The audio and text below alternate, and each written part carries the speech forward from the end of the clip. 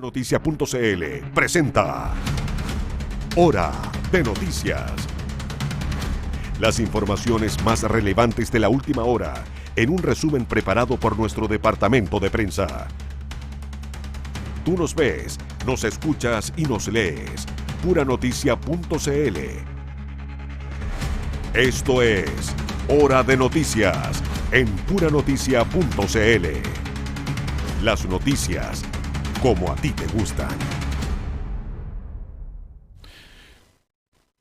¿Cómo están? Buenas tardes, bienvenidas, bienvenidos a Hora de Noticias por Puranoticia.cl. Nos ves, nos escuchas y nos lees. Puranoticia.cl, las noticias como a ti te gustan. Vamos a revisar las principales noticias de la jornada. Estas y más informaciones están disponibles en Puranoticia.cl. Además, te contamos que nos puedes ver a través de el canal 177 de Zapping y mediante la aplicación de móvil de Canal 13, América Vivo. También saludamos a quienes nos acompañan en La Ligua, Cabildo, Papudo, Zapallar, a través del 90.9 en frecuencia modulada, en Valparaíso y Viña del Mar por el 102.5 FM y en Los Andes y San Felipe en la señal 96.fm. Comenzamos de inmediato con las informaciones. Estos son los titulares. Autoridades aprobaron cortes y desvíos de tránsito por cuenta pública del 1 de junio en Valparaíso.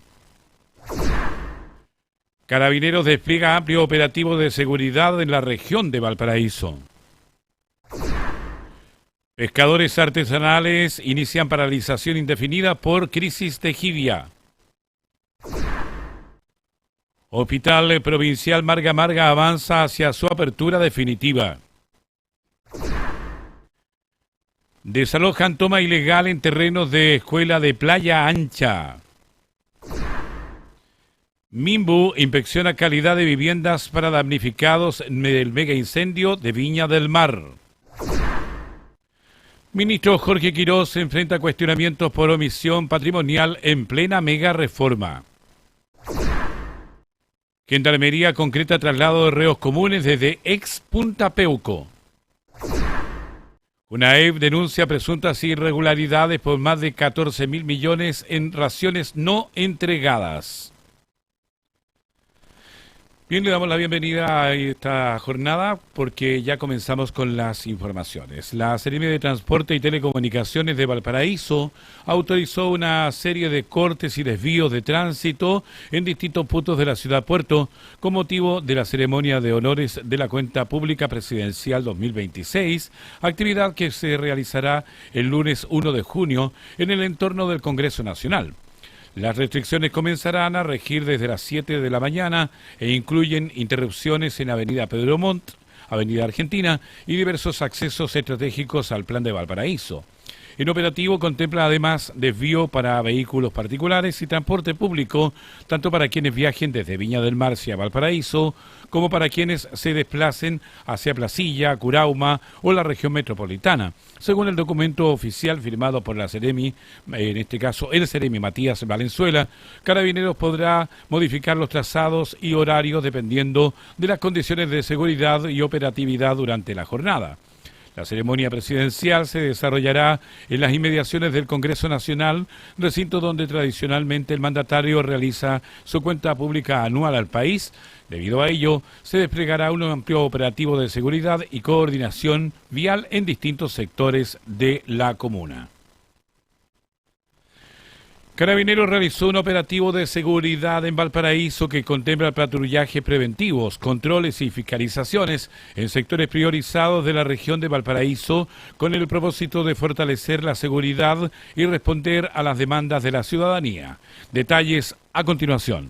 Carabineros desarrolla un amplio operativo de seguridad en distintos puntos de la región de Valparaíso como parte de una estrategia destinada a reforzar la prevención del delito y a aumentar la presencia policial en terreno. El despliegue considera servicios focalizados, patrullajes preventivos y controles en sectores estratégicos definidos a partir del análisis delictual y de los requerimientos planteados por vecinos y vecinas. La general Patricia Vázquez, jefe de Carabineros de la zona Valparaíso, explicó que estas acciones buscan fortalecer la respuesta policial frente a situaciones que afecten el orden y la seguridad pública. El operativo incluye fiscalizaciones y presencia permanente de personal policial en diversos puntos de la región, con el propósito de prevenir incivilidades y entregar mayor tranquilidad a la comunidad. Desde la institución indicaron además que esta estrategia continuará desarrollándose en distintos días y horarios, tanto en la región como a nivel nacional.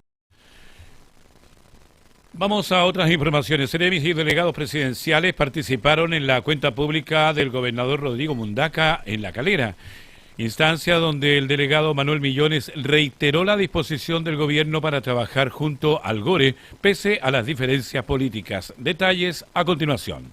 Autoridades de gobierno regional participaron en la cuenta pública del gobernador Rodrigo Mundaca, realizada en la comuna de La Calera, en una señal de coordinación institucional y trabajo conjunto entre el Ejecutivo y el gobierno regional. La asistencia fue solicitada por el delegado presidencial regional Manuel Millones durante una sesión de gabinete ampliado realizado en Cartagena, donde pidió a los seremis participar de la actividad encabezada por el gobernador regional. En total, 10 seremis y 2 delegados presidenciales llegaron hasta el Centro Cultural de La Calera para presenciar la exposición de la máxima autoridad regional. Según explicó Millones, la presencia de autoridades de gobierno responde a la voluntad de trabajar coordinadamente en temas prioritarios para la región como seguridad, salud, medio ambiente, transporte, empleo y reactivación económica. El delegado presidencial señaló además que no pudo asistir personalmente debido a una reunión con el ministro del Interior, Claudio Alvarado, y el subsecretario Máximo Pavés, donde abordaron el plan de trabajo del gobierno para los próximos años. Finalmente, Manuel Millones reiteró que, más allá de las diferencias políticas con el gobernador Rodrigo Mundaca, lo que debe importarnos es el bien común. En otro plano, el Hospital Provincial Marga Marga inició su etapa de habilitación y coordinación de traslado junto a la red asistencial, proceso que contempla 5 fases para mover gradualmente servicios, funcionarios y pacientes desde el actual Hospital de Quilpué. Detalles en el siguiente informe. El Hospital Provincial Marga Marga continúa avanzando en su proceso de habilitación y traslado en medio de un trabajo coordinado entre el Hospital de Quilpué, el Servicio de Salud Viña del Mar Quillota Petorca y la red asistencial de la zona. En ese contexto, hospitales comunitarios, recintos de alta complejidad y la red SAMU participaron en una reunión de planificación para abordar los desafíos operativos y técnicos que implica la transición hacia el nuevo establecimiento de salud, resguardando la continuidad de la atención y la seguridad de pacientes y funcionarios. La subdirectora de Gestión del Cuidado y coordinadora del Plan de Traslado, Alejandra Ramos, explicó que el principal desafío es lograr la cohesión de los equipos y concretar un traslado seguro hacia las nuevas dependencias del futuro Hospital Provincial Marga Marga. Actualmente, el proyecto se encuentra en etapa de habilitación, proceso que incluye autorizaciones sanitarias, instalación de equipamiento, pruebas operativas y capacitaciones a los funcionarios. El traslado se realizará de manera gradual en 5 fases, comenzando por los servicios de apoyo crítico y áreas operativas, para luego avanzar hacia unidades administrativas, atención abierta, hospitalización, áreas críticas y servicios de urgencia. Estamos en hora de noticias a través de puranoticia.cl. Funcionarios del Servicio de Salud Viña del Mar Quillota solicitaron a la Contraloría revisar antecedentes relacionados con eventuales irregularidades administrativas durante la gestión de la exdirectora Andrea Quiero. La presentación apunta principalmente a posibles diferencias en pagos y trato al interior del organismo. Desde la Asociación de Funcionarios manifestaron preocupación por situaciones que, aseguran, deben ser aclaradas por el organismo fiscalizador, especialmente tras las distintas polémicas que ha marcado la administración de Quiero los últimos meses. Los trabajadores acusan que existirían pagos que requieren revisión y eventuales privilegios dentro del servicio. La solicitud ya fue ingresada a la Contraloría y busca que se determine si existieron incumplimientos administrativos o uso indebido de recursos públicos al interior del Servicio de Salud Viña del Mar Quillota. Vamos a otras informaciones porque un operativo intersectorial permitió desalojar una toma ilegal instalada desde el año 2022 en terrenos de la Escuela Nacional Unida de Playa Ancha, espacio que era considerado un foco de insalubridad e incivilidades en Valparaíso. Detalles a continuación. Una amplio operativo permitió concretar el desalojo de una toma ilegal emplazada en terrenos de la Escuela Naciones Unidas en el Cerro Playa Ancha de Valparaíso, una intervención que permitió recuperar más de 1.800 metros cuadrados que permanecían ocupados desde el año 2022 y que, según las autoridades, se habían transformado en un foco de insalubridad y problemas de seguridad para la comunidad escolar y vecinos del sector. El procedimiento fue encabezado por el Servicio Local de Educación Pública de Valparaíso, junto a la Delegación Presidencial, el municipio y Carabineros, tras varios años de gestiones para concretar la recuperación del espacio. Según el catastro realizado por las autoridades, en el lugar existían 4 mediaaguas ocupadas por distintas personas, quienes en su mayoría abandonaron voluntariamente el terreno tras ser notificadas del operativo. El mayor de Carabineros, Gustavo Figueroa, indicó que la intervención se desarrolló sin mayores inconvenientes y detalló que las personas que permanecían en el lugar fueron escoltadas al exterior por personal policial. Desde el SLEP de Valparaíso señalaron que el objetivo principal era recuperar un espacio perteneciente a la escuela que se había convertido en un problema sanitario complejo para la comunidad. Tras el desalojo, las autoridades informaron que se realizará un cierre perimetral y se mantendrá coordinación con organismos públicos y policías para evitar nuevas ocupaciones ilegales. Estamos revisando las informaciones a través de Hora de Noticias en puranoticia.cl. Pescadores artesanales de distintas caletas de la región de Valparaíso iniciaron una paralización indefinida debido a la crisis provocada por la caída en el precio de la jibia y el aumento de los costos operacionales, especialmente por el alza del combustible. La decisión fue adoptada tras una reunión que reunió a dirigentes de Quintero, Puchuncaví, Alquisco, Quintay, San Antonio y Valparaíso. Durante el encuentro, los trabajadores del mar acordaron fijar un precio base de 520 pesos por el kilo de jaiba y conformar la coordinadora de la pesca artesanal de la quinta región, instancia que buscará enfrentar de manera conjunta las problemáticas que afectan al sector. Los dirigentes acusaron además a intermediarios de las plantas procesadoras de coludirse para pagar valores que consideran injustos para los pescadores. Desde las organizaciones advirtieron que la movilización también apunta a defender la pesca artesanal frente a la discusión de la ley de pesca, el impuesto específico a los combustibles y las sanciones que afectan a trabajadores del rubro. Asimismo, hicieron un llamado a parlamentarios y a autoridades a involucrarse en la crisis que atraviesa actualmente el sector pesquero.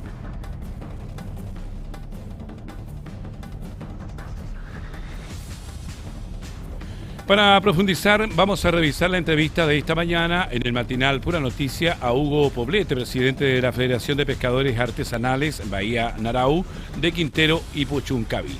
Básicamente nosotros hemos tenido una piedra en el zapato en la pesca artesanal, que son los intermediarios, los que reciben la pesca en el muelle y los que lo llevan a las plantas. Muchas veces no es un intermediario, hay 2 o 3 intermediarios antes de llegar a la planta, entonces ellos también se llevan un porcentaje ahí que nos merma a nosotros, y eso es por todo sabido que hay 4 o 5 en la región que ponen las mismas plantas para que les saquen la pesca y que ellos se ponen de acuerdo y fijan los precios. Entonces nosotros ya lo tenemos detectado. Antiguamente a nuestros padres los pudieron engañar, pero ahora la información que hay disponible en internet, bueno, muchos de nosotros también tenemos estudios, entonces es más fácil para nosotros averiguar y saber los precios de venta y compra que ellos están realizando. ¿Cuál es el precio que les pagan hoy día a ustedes como pescadores, el precio final por un kilo de jibia sacada del mar? Mira, en la temporada 2025 terminamos a 1.800 pesos el kilo. Entendemos que era una situación, claro, especial porque no había jibia. Chile compite con México, con Perú, y Chile somos los 3 países que más producimos jibia en Latinoamérica. Entonces, era un precio que no era real porque no había jibia ni en Perú ni en México, pero este año empezamos a 600 pesos y en 2 semanas caímos a 400 pesos. O sea, el kilo. De 1800, Entonces, de 1800 días, 600, 400, o sea, se ha perdido bastante el valor. Bastante, además agregarle el alza en los combustibles, que para nosotros ocupamos benzina 93, 95, son motores bencineros.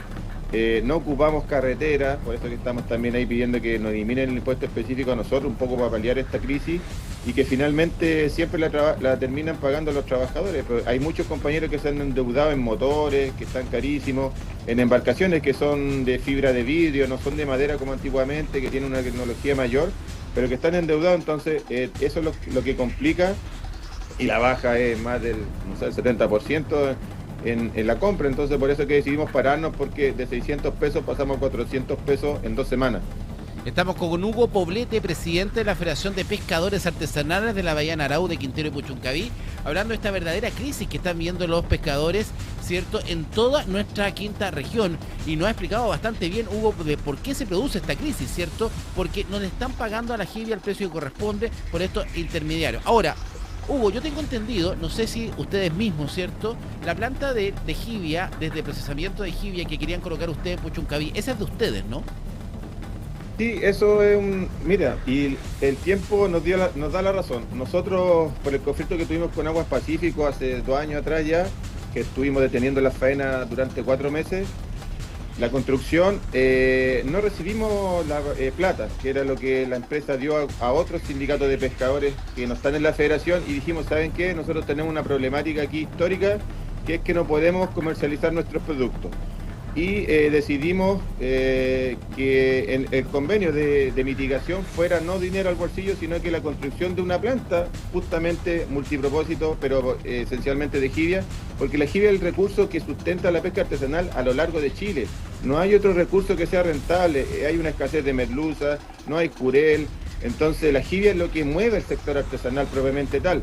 Y dijimos, bueno, no queremos plata, pero sí construyan una planta para nosotros poder exportar directamente y poder mejorar las condiciones de vida de los trabajadores de la pesca, que la jibia es una actividad muy sacrificada, tiene que estar toda la noche capturando ejemplares. En Chile son muy grandes, de entre 20 y 40 kilos, y cargas tu bote con 4 o 5 toneladas, entonces la mayoría de las personas ya a los 50, 55 años tiene serios problemas de hernias, lumbares, y para mejorar estas situaciones dijimos, hagan una planta, porque en realidad siempre, como se dice aquí coloquialmente, esta planta, ustedes lo hicieron cuando se tomaron la planta de Aguas Pacífico. ¿Te acuerdas que ustedes hicieron una protesta afuera? Ustedes impidieron que se siguiera construyendo, y ahí lograron, como fin del conflicto, que Aguas Pacífico les construyera esta planta. ¿Es así, no? Sí, perfecto, sí, es cierto lo que tú dices. Eso es parte del convenio, porque el convenio tiene 3 aristas, una medioambiental y una también de agua, pero lo que nosotros pedimos como medida de mitigación a una empresa que llega a la bahía, que va a estar por 50 años utilizando un bien de uso público como el agua, que no pagan, que a lo menos tuvieran una mitigación conforme a lo que van a hacer acá en la comuna. Y de ahí salió esta idea de hacer la planta, y el tiempo nos da la razón, porque es lo que necesitan los pescadores. ¿La planta por qué no ha logrado funcionar ahora? No, nosotros estamos con todos los permisos, nos falta el de Dirección de Obras Municipales de Puchuncaví para empezar la construcción. La Municipalidad de Puchuncaví tampoco quiere que esté ahí la planta. Sí, pero la municipalidad no tiene mayor injerencia en la Dirección de Obras Municipales. Nosotros cumplimos con pasar los permisos ambientales, los permisos de salud y los permisos del MIMBU. Entonces, lo que queda ahora es el permiso de la DOM, que las DOM son independientes de las municipalidades. Perfecto. Nosotros cumplimos con todos los permisos y se sacaron durante 2 años. ¿Qué capacidad de procesamiento tendría esta planta en kilos de jibia? Mira, es pequeña, inicialmente es para 30 toneladas, eso para que ustedes tengan una idea, se captura hoy en día con 6-7 embarcaciones, pero lo que nos va a marcar y lo importante para la pesca artesanal es que nosotros vamos a poder tener acceso directo a los valores de compra, de venta internacional, y vamos a poder saber que efectivamente si hay o no una problemática artesanal o hay una evolución de las plantas, como siempre se han hecho, porque aquí se llaman 3 o 4 planteros, bajan los precios al gusto de ellos, y se han enriquecido de forma desmesurada a costa de los pescadores artesanales, que hacen una tremenda labor. Ahora, directamente, Hugo, esta planta de procesamiento, porque, y déjame ver si estoy en lo correcto, como voy entendiendo el conflicto de los pescadores artesanales. Ustedes como pescadores hacen el trabajo más duro, ¿cierto? Salen a la mar, enfrentan todas las condiciones climáticas y los peligros que revierte ser pescador y estar en la mar, ¿cierto? Capturan estas especies de jibia, cargan sus botes con casi 4.000 kilos, ¿cierto? Vuelven a la costa, llegan a la costa, aquí llega un intermediario, pesca la jibia, le paga 400 pesos y ellos se ganan quizás hasta más plata que ustedes por solamente una pasada. Ahora, esto se podría terminar claramente si los pescadores logran no solamente pescar el producto, sino que también procesarlo. ¿Nunca han acudido ustedes como asociación de pescadores, por ejemplo, a una entidad como la Corfo, por ejemplo, que los ayude a implementar este tipo de planta y que ustedes mismos puedan procesar su producto? Mira, estamos en el proceso, tú muy bien hiciste la síntesis de la cadena de productiva. Nosotros ayer pedimos la información a Cernapesca del precio de venta de las plantas y nos mandaron, bueno, todavía no el informe final internacional, pero sí el nacional. Por ejemplo, si a nosotros nos estaban comprando a 500 pesos en precio de playa en el muelle, ¿ya? El intermediario se ganaba 150 pesos solamente con el traslado desde el muelle hacia la planta. Es decir, si a nosotros nos compraban a 500 pesos, ellos venden a 750 pesos en la planta. Son 150 pesos y un intermediario se saca en un día 100 toneladas. Imagínense la plata que se llevan a diario un tipo solamente por trasladar la pesca hacia la planta. Bien, vamos a otro tema porque equipos técnicos del MIMBU, Servio y la Seremi de Vivienda inspeccionaron obras de reconstrucción en Lomas La Torre, Villa Independencia y Los Almendros B para evaluar la calidad y seguridad de viviendas destinadas a damnificados del mega incendio del año 2024. Detalles a continuación. Equipos técnicos del Ministerio de Vivienda y Urbanismo realizaron inspecciones en distintos sectores de Viña del Mar para revisar el estado de las obras de reconstrucción destinadas a familias afectadas por el mega incendio de febrero del 2024. Las fiscalizaciones se concentraron en Lomas La Torre, Villa Independencia y Los Almendros B, donde se están levantando viviendas adjudicadas por el MIMBU en el marco del proceso de reconstrucción. Según informaron desde la cartera, el objetivo es evaluar la materialidad y las condiciones constructivas de las casas para verificar que cumplan con los estándares técnicos y de seguridad exigidos. El Seremi de Vivienda y Urbanismo de Valparaíso, Marcelo Ruiz, aseguró que no se permitirá que familias damnificadas reciban viviendas que no entreguen condiciones adecuadas de seguridad y habitabilidad. La autoridad regional indicó además que los antecedentes recopilados durante estas inspecciones serán analizados técnicamente para definir eventuales acciones posteriores por parte del Ministerio. En total, el MIMBU adjudicó 45 viviendas a la entidad patrocinante Innova Hogar y a la empresa constructora Cataskevi, proyectos que actualmente se ejecutan en estos sectores de la parte alta de Viña del Mar. Paralelamente, vecinos de Lomas La Torre sostuvieron reuniones con equipos de reconstrucción para abordar dudas relacionadas con subsidios de autoconstrucción y proyectos de muros de contención en el sector. Vamos a más informaciones porque el senador Andrés Lonton sostuvo una reunión con el viceministro Luis de Granch y autoridades de la comuna de Yayay para solicitar agilizar la tramitación del proyecto definitivo del puente Merino, destruido tras el rebase del estero Los Loros en el año 2024. Tenemos más detalles a continuación. El senador Andrés Lonton sostuvo una reunión con el viceministro de Obras Públicas y Transportes Luis de Granch, junto al alcalde de Yayay, Edgardo González, y la concejal Pamela Arévalo, y fue para abordar el avance del proyecto de reposición definitiva del puente Merino, una obra que corresponde al principal acceso a la comuna sobre el estero Los Loros y que permanece con una estructura mecano provisoria desde junio de 2024, luego del colapso provocado por el rebalse del cauce. Durante la reunión, las autoridades pidieron al Ministerio priorizar la revisión y tramitación del proyecto definitivo para acelerar su ejecución y entregar certezas a los vecinos de la comuna. El senador Lonton indicó que buscan asegurar el cumplimiento de los plazos comprometidos para recuperar una infraestructura clave para la conectividad de Yayay. Por su parte, el alcalde Edgardo González explicó que el proyecto se encuentra en la etapa final de revisión al interior del Ministerio de Obras Públicas, particularmente en la Dirección General de Aguas.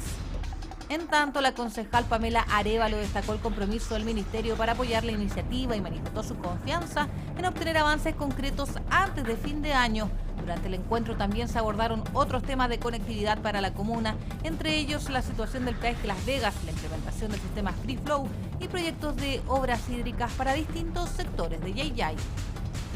La Seremi de Obras Públicas de Valparaíso, Patricia Terán, sostuvo reuniones en Santiago con el viceministro Luis de Granch y directores nacionales para coordinar proyectos de infraestructura, conectividad y desarrollo territorial para la región. Detalles a continuación.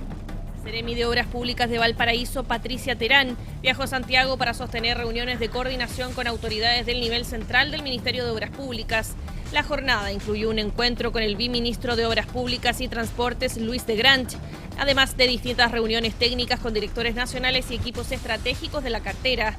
El objetivo de la visita fue avanzar en la coordinación institucional y abordar proyectos vinculados a infraestructura, conectividad y desarrollo territorial para la región de Valparaíso. Entre las autoridades con las que se reunió la Seremi destacan el director general de Obras Públicas, Joaquín Dagá, el director de Planteamiento, Eduardo Kaufmann, y el director de Vialidad, Jaime Huidobro. También sostuvo encuentros con representantes de Arquitectura, Obras Portuarias y la Fiscalía Nacional del Ministerio de Obras Públicas. Patricia Terán destacó la importancia de mantener una coordinación permanente con las distintas direcciones nacionales para fortalecer el trabajo conjunto y avanzar en iniciativas prioritarias para la región. Desde el MOB Valparaíso indicaron que esta agenda forma parte del trabajo para impulsar nuevos proyectos y fortalecer la gestión territorial en distintas áreas de desarrollo regional. Daniel Zunino nos cuenta detalles del lanzamiento de los sellos gastronómicos patrimoniales, iniciativa presentada en el barrio Puerto de Valparaíso de cara a las actividades del Día de los Patrimonios. ¿Cómo está, Daniel? Buenas tardes, bienvenido. ¿Cómo estás, Ricardo? Estamos en el Puerto de Valparaíso, Ciudad Puerto Valparaíso, porque en el barrio Puerto fueron lanzados los sellos gastronómicos patrimoniales, iniciativa que busca destacar a distintos locales tradicionales que formarán parte de un circuito especial en el marco del Día de los Patrimonios, que será este sábado y domingo. La actividad se realizó en el restaurante Puerto Divino y reunió a autoridades regionales y municipales, quienes destacaron también el valor cultural, turístico y gastronómico de estos espacios emblemáticos en la ciudad Puerto.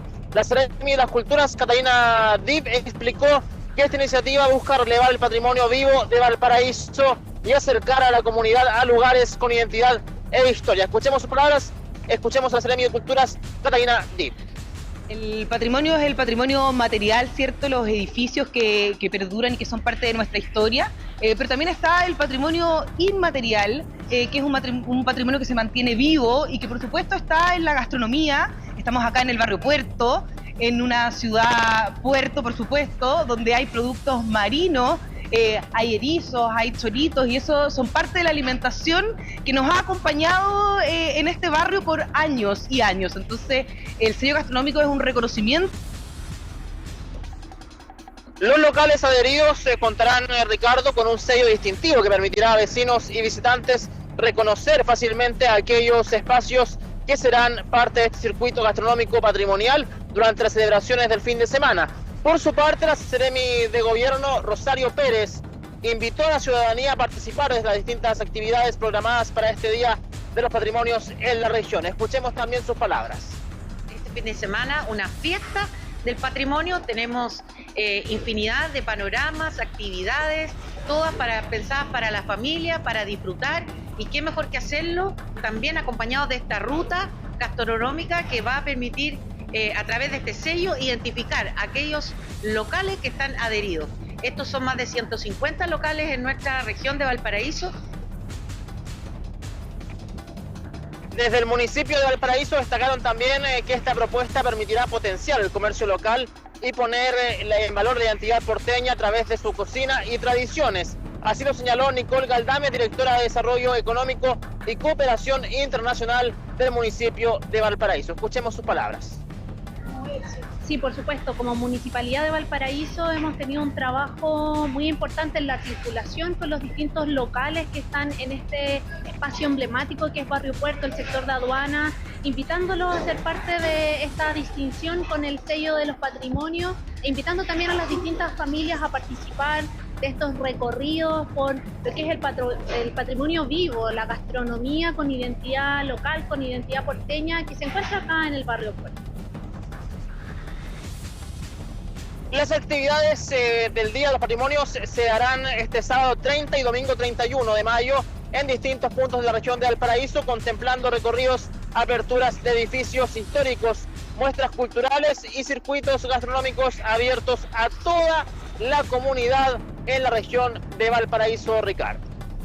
Bien, pues tentadora información e invitación también que nos entrega Daniel en esta jornada. Así es, así que a prepararse para el Día del Patrimonio, Ricardo. Muchas gracias, Daniel Zunino, periodista de Pura Noticia, que también estuvo con nosotros en esta jornada. Hacemos el primer alto y ya estamos de vuelta con más informaciones. Estamos presentando Hora de Noticias. Estamos presentando Hora de Noticias. Y ya estamos de vuelta en esta jornada de Hora de Noticias. Revisamos titulares. Autoridades aprobaron cortes y desvíos de tránsito por cuenta pública de este 1 de junio en Valparaíso. Carabineros despliega amplio operativo de seguridad en la región de Valparaíso. Pescadores artesanales inician paralización indefinida por crisis de la jibia. Hospital Provincial Marga Marga avanza hacia su apertura definitiva. Desalojan toma ilegal en terrenos de escuela de Playa Ancha. Mimbu inspecciona calidad de viviendas para damnificados del mega incendio en Viña del Mar. Ministro Jorge Quirós se enfrenta a cuestionamientos por omisión patrimonial en plena mega reforma. Gendarmería concreta traslado de reos comunes desde ex Punta Peuco. UNAEP denuncia presuntas irregularidades por más de 14.000 millones en raciones no entregadas. Vamos al desarrollo de informaciones. El ministro de Hacienda, Jorge Quirós, enfrenta críticas en medio de la tramitación de la ley miscelánea, luego que se conociera que no transparentó en su declaración de intereses y patrimonio que su hermano Víctor Quirós es socio principal de la oficina Quirós y Puelma Arquitectos, firma con amplia presencia en el rubro inmobiliario y la construcción en la región de Valparaíso. La situación genera controversia debido a que el gobierno impulsa medidas económicas orientadas precisamente a ese sector. Entre las iniciativas contenidas en la ley miscelánea se encuentran incentivos tributarios para proyectos inmobiliarios, flexibilización de permisos y exenciones transitorias del IVA para viviendas nuevas. Según informó El Mostrador, la oficina de arquitectura aparece vinculada a importantes desarrollos inmobiliarios, incluyendo el edificio Kindiski de Reñaca, que quedó en el centro de la polémica tras el socavón registrado en el campo dunar de Cochoa. La crisis y crítica apunta a que el ministro dejó sin contemplar el aparato otras potenciales fuentes de conflicto de intereses en su declaración patrimonial, espacio destinado a transparentar eventuales situaciones que puedan afectar la confianza pública.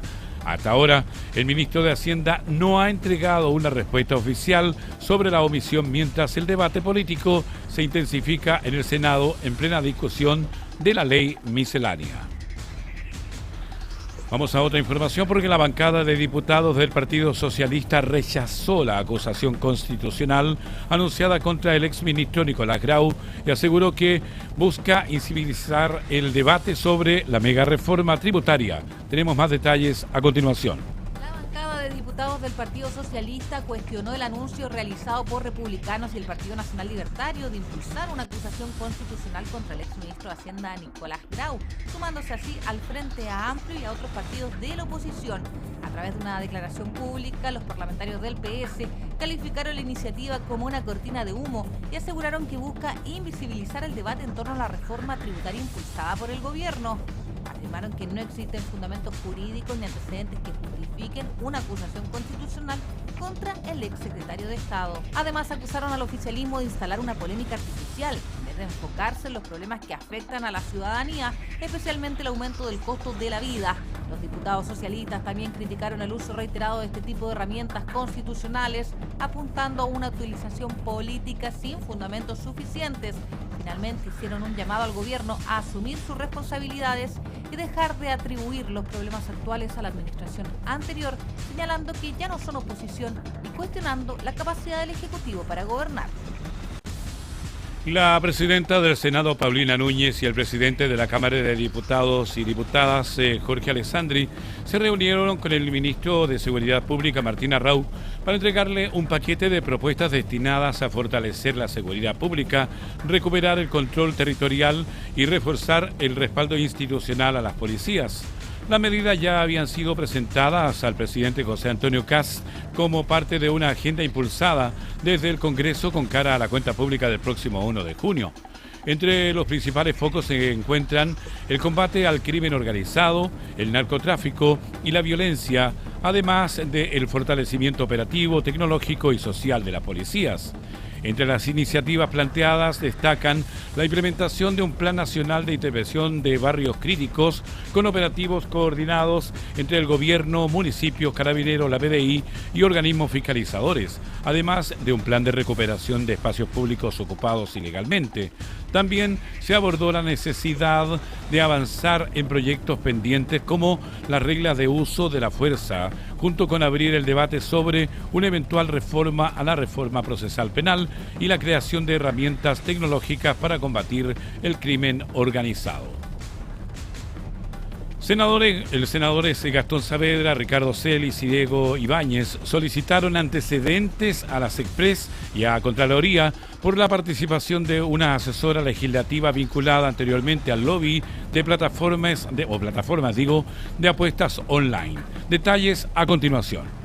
Los senadores Gastón Saavedra, Ricardo Celis y Diego Ibáñez oficiaron al Ministerio de Secretaría General de la Presidencia y a la Contraloría General de la República para solicitar antecedentes sobre la situación de una asesora legislativa de la SECPRES vinculada anteriormente al lobby de la plataforma de apuestas online.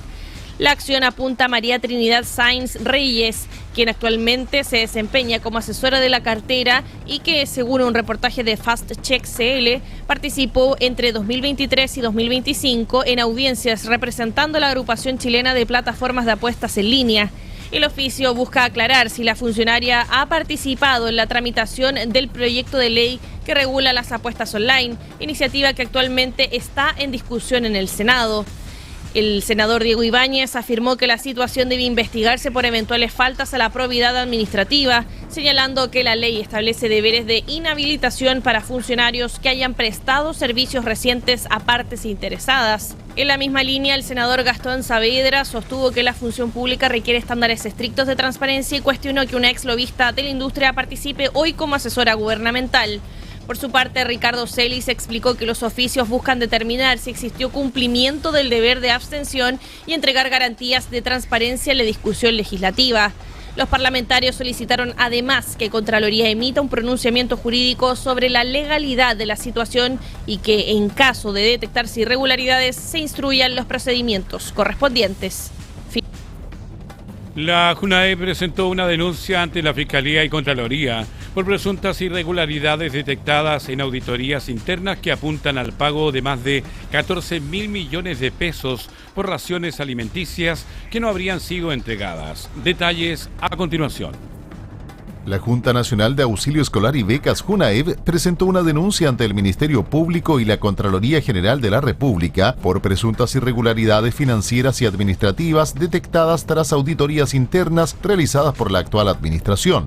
La acción judicial fue ingresada por el director nacional de JUNAEV, Fernando Peña, ante la Unidad Especializada Anticorrupción de la Fiscalía, encabezada por el fiscal Eugenio Campos. Según la auditoría, se habrían pagado más de 14.000 millones de pesos por raciones de alimentos y onces que nunca fueron entregadas, situación concentrada principalmente en unidades territoriales de la región de O'Higgins. Desde JUNAEV explicaron que estos pagos habrían sido posibles tras modificaciones de contratos realizadas entre los años 2022 y 2023, que aumentaron considerablemente la cantidad y el valor de las raciones alimenticias. El director nacional del organismo apuntó además al ex jefe jurídico Alejandro Laiseca, cuestionando que posteriormente prestara servicios para la empresa involucrada en los contratos observados. Fernando Peña aseguró que tienen acreditado que las onces no fueron entregadas y sostuvo que este tipo de raciones solo se justifican en procesos de recuperación de clases o actividades extraprogramáticas. Finalmente, desde JUNAEV señalaron que la denuncia busca establecer responsabilidades y sentar un precedente respecto al uso de recursos públicos en este tipo de programas estatales.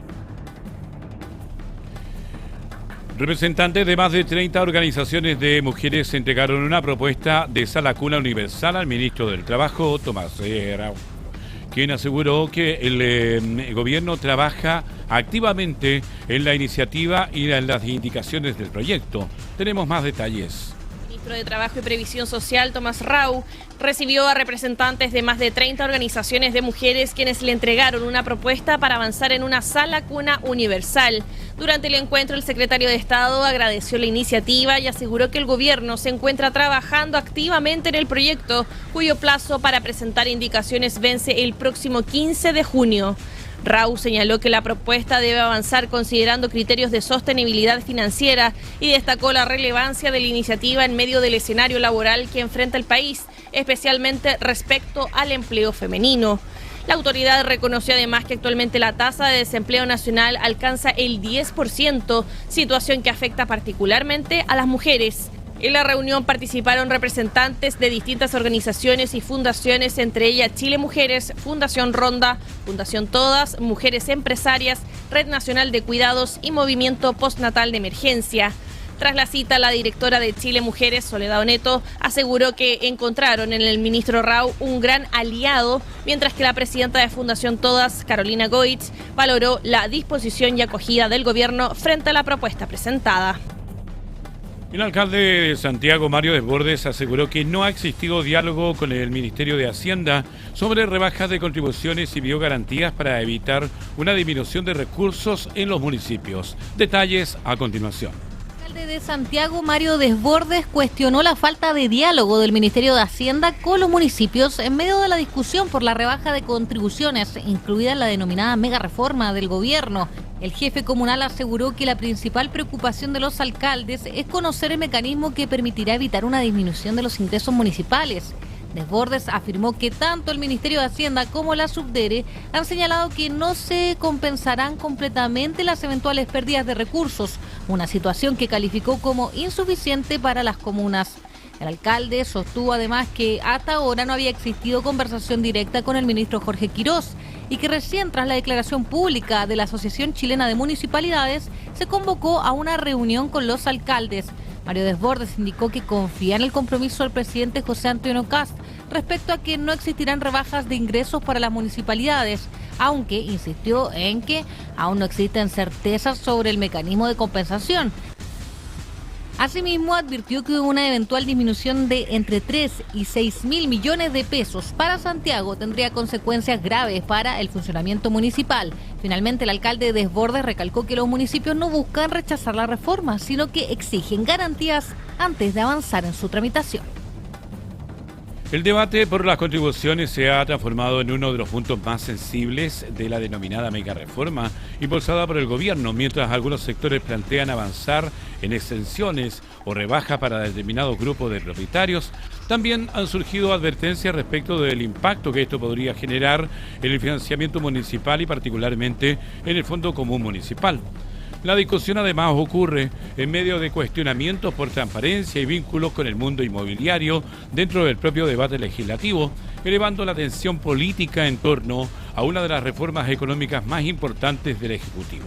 Para profundizar en este tema, vamos a conversar con Viviana Béjar, docente e investigadora de Faro de la Universidad del Desarrollo, a quien saludamos. ¿Cómo está, Viviana? Buenas tardes. Gusto de saludarle. Hola, buenas tardes. Igualmente, está muy bien. Viviana, ¿por qué el debate sobre contribuciones se ha transformado en un tema tan sensible dentro de la mega reforma? Porque todo lo que tiene que ver con la mega reforma indica que el Estado va a tener que hacer un gran esfuerzo para recortar algunos servicios o hacer más eficiente el uso de los recursos públicos. Esta mega reforma lo que en el fondo implícitamente quiere obtener es traspasar desde el poder que tiene el Estado con el uso de los recursos públicos hacia la libertad que puedan tener empresarios y personas con sus propios ingresos. Básicamente, si lo podríamos resumir, sería eso, es sacar del Estado el poder que tiene el monopolio de los recursos fiscales para tomar decisiones respecto del servicio que le entrega a las personas, para traspasar directamente más libertad a las familias y a las empresas para tomar sus propias decisiones respecto de cómo usa sus recursos. Si lo podríamos resumir, sería esto. Entonces, le está quitando de alguna manera el poder a los organismos públicos y estatales para determinar ciertas compras, ciertos servicios, y este es uno de ellos, digamos, las contribuciones, si bien es cierto, constituyen un ingreso importante para las municipalidades. El no pago de contribuciones les permite a las familias tener más ingresos para comprar otras cosas o para hacer otras cosas que determinen conveniente con ese dinero, y por lo tanto estaría obligando a las municipalidades a prescindir de esos recursos públicos en su actuar habitual. Viviana, hoy existe presión para avanzar en eventuales excepciones y rebajas. ¿Qué impacto real podría tener esto sobre los municipios? Efectivamente va a tener un impacto. Por eso estas políticas o estas reformas se consideran en economía como reformas de shock, porque sí tienen un impacto a corto plazo, como porque ya dije, le quita el poder o el monopolio del uso de los recursos fiscales a los agentes políticos y se los deriva, se las entrega a las familias. Ese es el punto, ¿no?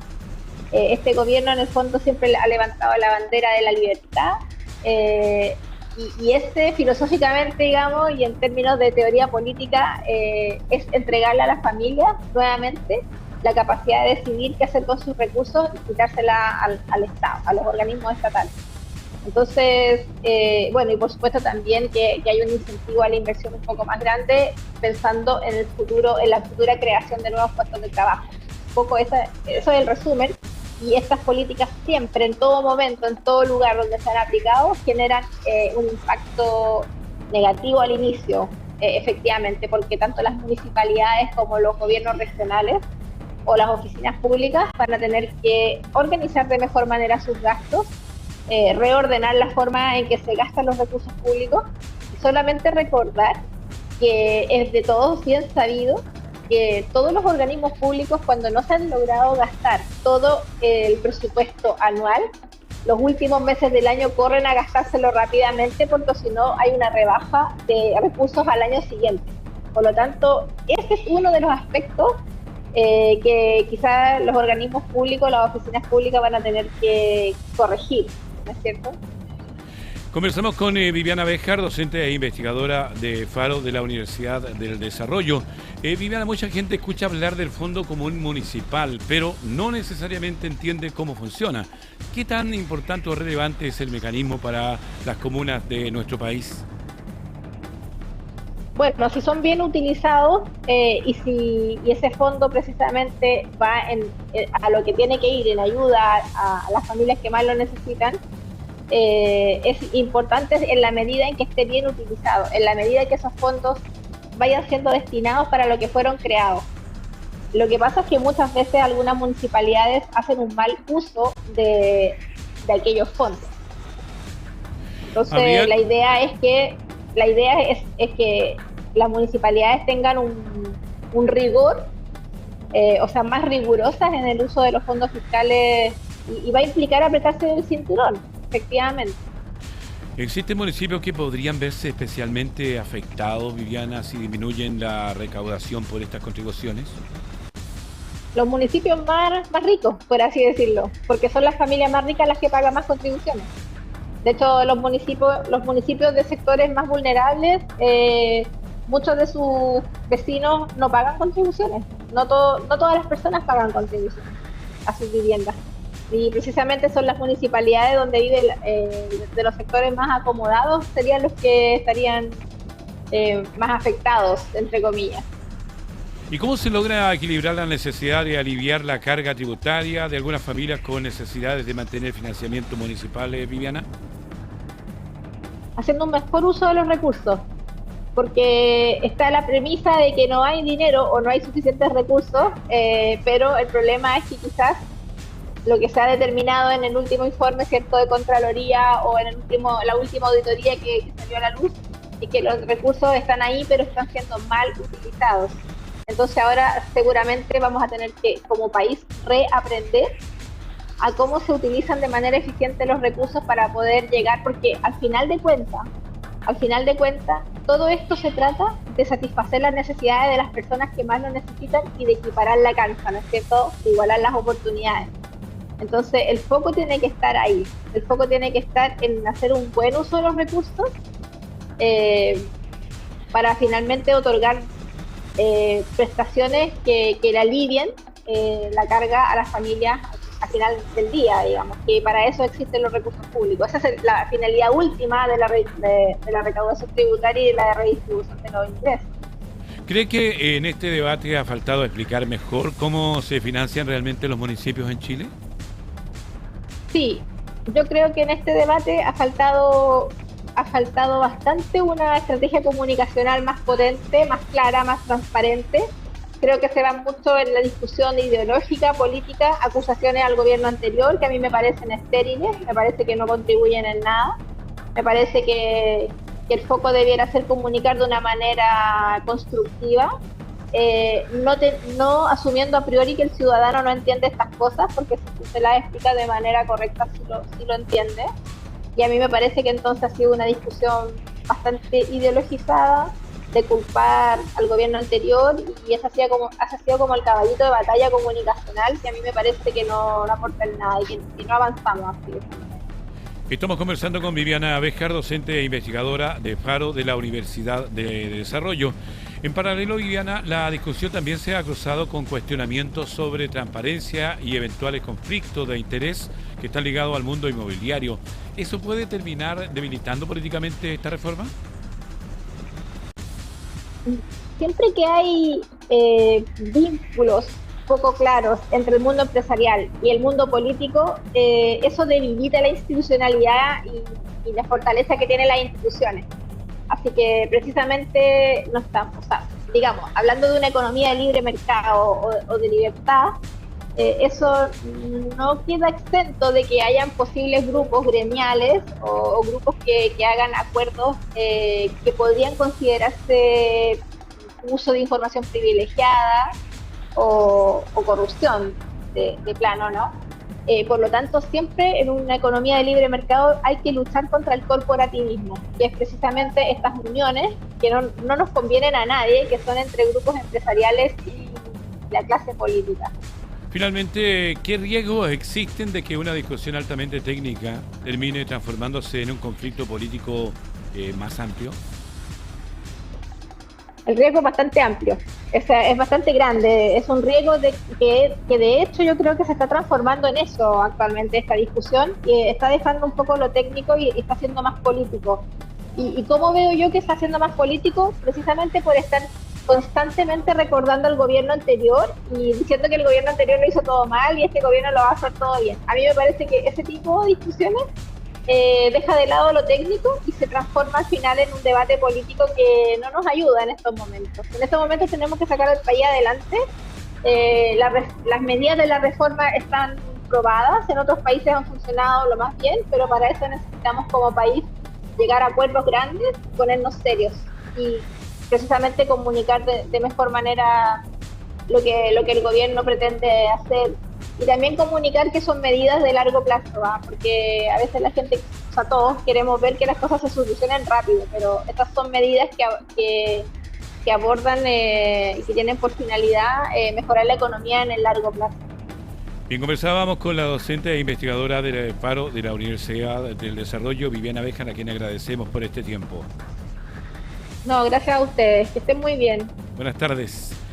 Tenemos otras informaciones. Autoridades de energía y de la SEC realizaron una fiscalización en un local comercial de Curauma, en donde detectaron productos de calefacción sin certificación obligatoria ni sello SEC.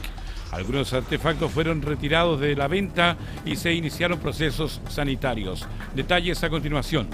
Autoridades de la Seremi de Energía y de la Superintendencia de Electricidad y Combustibles realizaron una fiscalización en un local comercial de Curauma para verificar que los productos de calefacción comercializados cumplan con la normativa de seguridad vigente.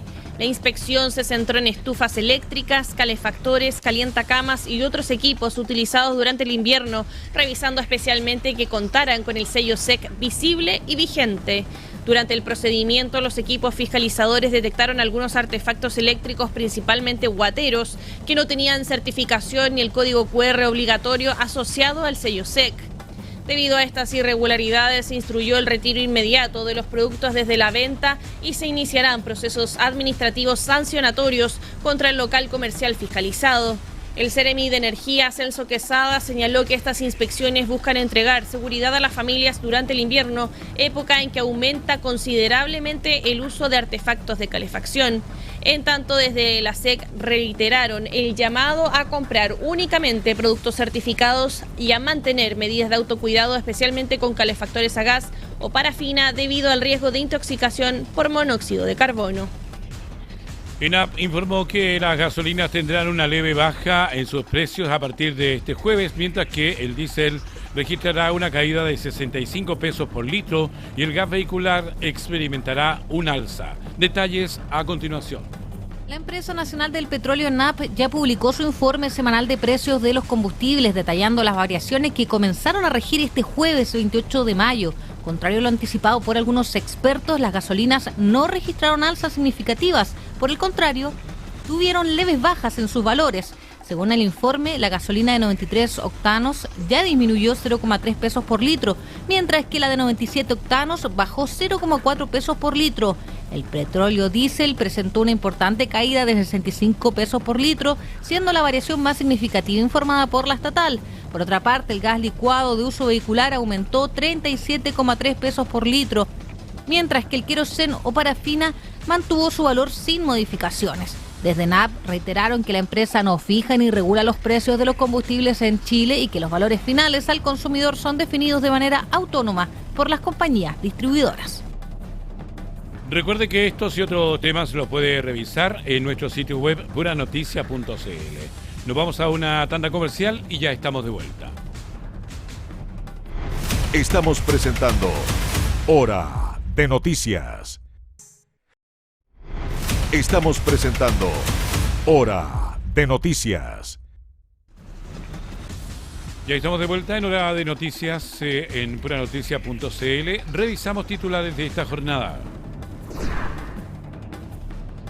Autoridades aprobaron cortes y desvíos de tránsito por cuenta pública de este 1 de junio en Valparaíso. Carabineros despliega amplio operativo de seguridad en la región de Valparaíso. Pescadores artesanales inician paralización indefinida por crisis de la jibia. Hospital Provincial Marga Marga avanza hacia su apertura definitiva. Desalojan toma ilegal en terrenos de escuela en Playa Ancha. Minbu inspecciona calidad de viviendas para damnificados en mega incendio en Viña del Mar. Ministro Jorge Quirós enfrenta cuestionamientos por omisión patrimonial en plena mega reforma. Gendarmería concreta traslado de reos comunes desde ex Punta Peuco. UNAEB denuncia presuntas irregularidades por más de 14.000 millones de pesos en raciones no entregadas. Vamos a más informaciones. Un hombre de 40 años fue detenido por ingresar al Hospital Naval de Viña del Mar para sustraer 2 llaves de paso de agua desde uno de los baños del recinto asistencial, hecho ocurrido durante la tarde del martes y en pleno funcionamiento del establecimiento. El individuo, identificado con las iniciales LHCC, accedió al hospital por el área de atención al público y posteriormente fue retenido por personal de seguridad del recinto, quienes dieron aviso a carabineros para concretar su detención. Según antecedentes policiales, el imputado mantiene registros por delitos como robo en lugar habitado y hurto, aunque sin órdenes vigentes.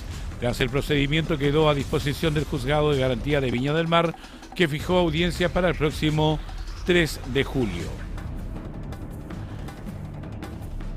Vamos a otras informaciones porque Gendarmería confirmó el traslado de 3 reos comunes desde el centro penitenciario de Tiltil, ex Punta Peuco, luego de solicitudes voluntarias presentadas por los internos. La medida ocurre en medio del debate por la reconvención del recinto impulsada por el gobierno y las críticas del presidente José Antonio Cast. Detalles a continuación. Gendarmería confirmó este jueves el traslado de 3 reos comunes desde el centro penitenciario de Tiltil, más conocido como ex Punta Peuco, hacia otros recintos penitenciarios del país.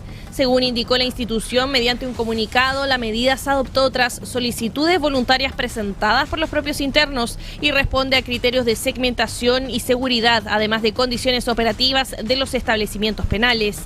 El operativo se concreta semanas después de que se conocieran las primeras gestiones para sacar a internos condenados por delitos comunes desde el recinto, luego de la polémica generada por la reconversión de Punta Peuco en una cárcel común. La discusión se intensificó luego que el presidente José Antonio Cast cuestionara públicamente la decisión impulsada por el gobierno de Gabriel Boric de permitir el ingreso de reos comunes al penal donde permanecen ex uniformados condenados por violaciones a los derechos humanos. En mayo, el ministro del Interior, Claudio Alvarado, incluso aseguró que el Ejecutivo estaba disponible para revisar la medida adoptada durante la administración anterior. Desde el Ministerio de Justicia han reiterado que la distribución de internos corresponde exclusivamente a decisiones técnicas de Gendarmería basadas en criterios administrativos y de seguridad penitenciaria. Entre los internos que originalmente serían trasladados figuraban condenados por delitos sexuales y violaciones contra menores de edad, según antecedentes revelados previamente por CNN Chile. La reconversión de Punta Peuco comenzó oficialmente en noviembre de 2025, cuando el entonces presidente Gabriel Boric anunció el término del carácter especial del recinto para transformarlo en un penal común. Tras conocerse las primeras gestiones de traslado desde el Partido Comunista, surgieron cuestionamientos ante la posibilidad de revertir la medida, advirtiendo eventuales privilegios para condenados por crímenes de lesa humanidad. Defensores del dictador y sus crímenes, los partícipes, incluso algunos de ellos, de estos crímenes, hoy vuelven a demostrar que la impunidad y la libertad de los genocidas es solo un pendiente para este gobierno. Han vuelto a transformar el penal de Punta Peuco en una cárcel especial para criminales. Hemos oficiado al ministro de Justicia para que explique cuáles son las razones para esta nueva aberración. Hemos conocido que de facto el penal de Punta Peuco está volviendo a ser una cárcel de privilegios para los condenados de lesa humanidad. Y quiero decirle al ministro de Justicia que estas cosas se hacen de frente, no con la opacidad y la falta de transparencia que han tenido en estas materias, en materia de derechos humanos. Llegó el momento oportuno para revisar nuestro portal puranoticia.cl y las informaciones que ya comienzan a desplegarse en pantalla también y que se las contamos a quienes nos están escuchando. Arturo Esquella abre la puerta a incorporar el plan Pie Cero de Matei a ley miscelánea. Encuentro muy atractiva esa política pública. El senador por la región de Valparaíso y presidente nacional del Partido Republicano valoró en conversación con puranoticia.cl la propuesta de subsidio al pie para vivienda y afirmó que podría ser parte de la discusión de la mega reforma que impulsa el gobierno de Kast. Gendarmería traslada a 3 reos comunes desde ex Punta Peuco tras solicitudes voluntarias. En otras informaciones, operación política. Diputado Winter acusa coordinación entre el gobierno y diputados oficialistas por acusación a ex ministro Grau. Bernardo Fontaine asume en Codelco con la misión de ordenar esfuerzos tras crisis por la producción. Sorprenden a Antisocial robando especies desde baño del Hospital Naval en Viña del Mar. Gremio de camioneros valora la baja de 65 pesos en el diésel, pero advierte que compensa solo en parte las alzas previas. Extraditan desde Perú a venezolano descolgado del tren de Aragua, acusado de secuestro extorsivo y robo en O'Higgins. Otras informaciones, que vienen ya lo último que nos ha entregado nuestro portal, y que en el deporte habla de el torneo que cambió el fútbol para siempre, 1994, y el mundo que creó. En espectáculos casi se van a los golpes. Camilo Huerta destapa antiguo y tenso conflicto con Canela por Arturo Vidal. En deportes, ex campeón con la Universidad Católica y la clave para la Bombonera. Cuando a Boca lo atacan, se ponen nerviosos. En el plano internacional, acto terrorista en Suiza. Ataque con cuchillo deja 3 heridos en estación de trenes tras motivaciones religiosas. Y en la región de Valparaíso, ya lo decíamos, Arturo Esquella abre la puerta a incorporar el plan Pie Cero de Matei a ley miscelánea. Encuentro muy atractiva esa política pública. Información que trae nuestro portal en la jornada de hoy en puranoticia.cl. Vamos a otras informaciones, porque un operativo de la Policía de Investigaciones permitió interceptar un cargamento de más de 91 kilos de marihuana que tenía como destino final la región de Valparaíso. El procedimiento se desarrolló en la comuna de Chañaral, en la región de Atacama, en coordinación con la Fiscalía Local. Detectives de la Brigada Antinarcótico lograron incautar 91 kilos 301 gramos de cannabis, droga que iba a ser distribuida a través de redes de tráfico ilícito en la quinta región. Según los antecedentes de la investigación, La organización criminal adquiría la droga en Calama y luego la trasladaba hasta Copiapó antes de emprender el viaje hacia la zona central del país. En el marco del operativo fueron detenidos 3 ciudadanos bolivianos que se encontraban en situación migratoria irregular en Chile. Además, la PDI informó que el procedimiento permitió capturar al líder de esta estructura criminal dedicada al traslado de droga entre el norte y el centro del país. Desde la Fiscalía de Atacama señalaron que la banda preparaba un nuevo envío de sustancias ilícitas hacia la región de Valparaíso, lo que pudo ser evitado gracias a las diligencias investigativas desarrolladas por la Policía Civil. La Fiscalía Centro Norte obtuvo un Ahora, veredicto en vivo. Ahora, en vivo. Bueno, señalar que estamos muy contentos y agradecidos por la disposición del ministro, en primer lugar de recibirnos, pero además de escuchar nuestras propuestas. La verdad es que han sido una discusión de 20 años, de más de 20 años, acerca de la existencia y la posibilidad del beneficio para las mujeres de Chile a la cuna. Hoy día estamos en un buen ambiente político, hay un amplio consenso de que este es un proyecto que es necesario y desde la UDI es un proyecto que es fundamental. Hoy día estamos en una discusión amplia en materia tributaria, en materia económica, donde entendemos que dónde está puesto el foco y las prioridades. Y creemos declaraciones que de parlamentarios de la UDI a esta hora tras reunirse con el ministro del Trabajo, que ya también estuvo en esta jornada. Que avanzar en una necesidad que no solo busca favorecer a las mujeres en Chile, sino que busca la protección de la maternidad, la protección de la familia y de los niños que hoy día en su primera etapa tienen y ojalá puedan acceder al beneficio de Sala Cuna, para que las madres, para que las familias puedan efectivamente.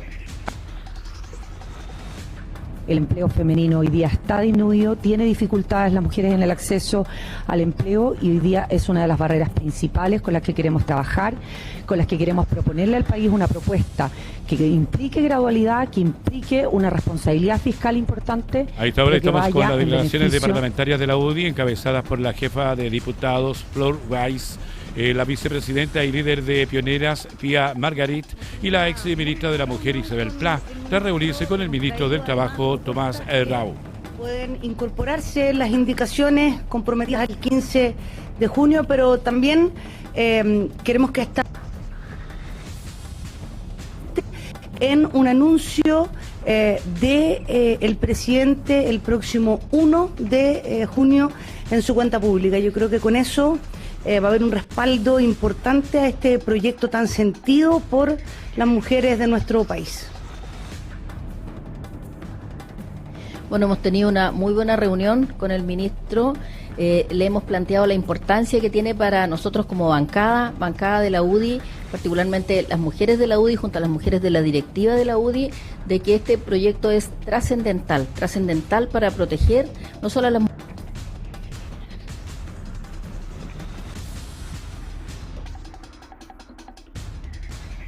Estamos a esta hora con las declaraciones de las parlamentarias de la UDI, que están encabezadas por diputados, y además estamos con esta reunión que fue parte de trabajo con el ministro Tomás Rau. Que hemos señalado y que por supuesto le hemos manifestado también el apoyo que vamos a dar a este proyecto en la discusión que viene por delante, en la medida en que también nosotros seamos unos socios y aliados para mejorar en lo que haya que mejorar y por lo tanto mejorar el bienestar de las familias chilenas.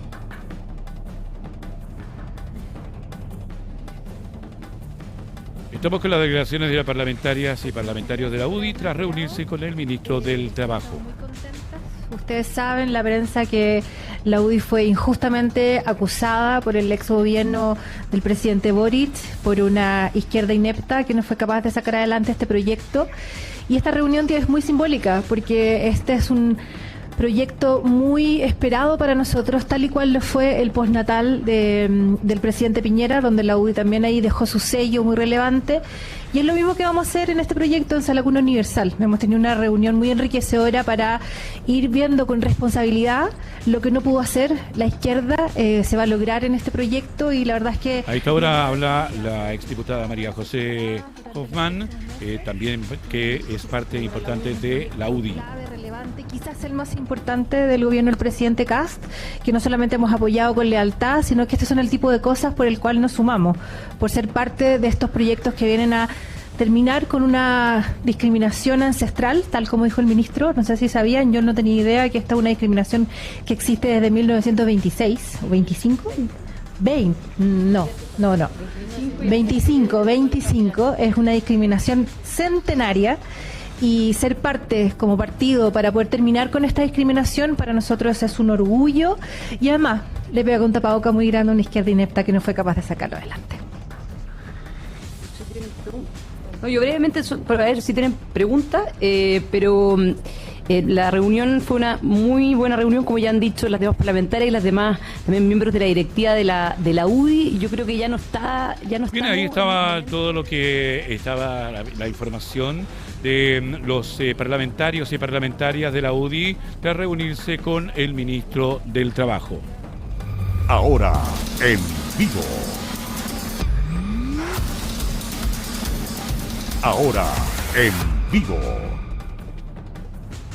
Este domingo el presidente José Antonio Kast realizará su primera cuenta pública ante el Congreso Nacional en un contexto marcado por crecientes tensiones políticas, cuestionamientos al plan de seguridad impulsado por el Ejecutivo y dificultades para sacar adelante la denominada megareforma.